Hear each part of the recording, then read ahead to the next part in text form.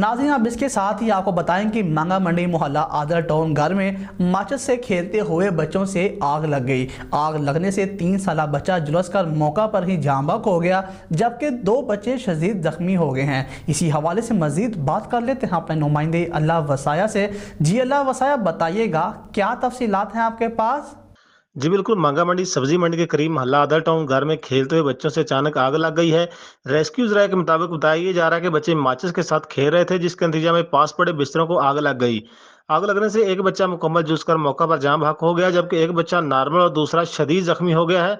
जाँ बहक होने वाले बच्चे की शिनाख्त 3 साला अली रजा वल्द इजाज अहमद के नाम से हुई है, जबकि जख्मी होने वालों बच्चों की शिनाख्त 3 साला उस्मान वल्द आजम और 14 साला उमैर के नाम से हुई है।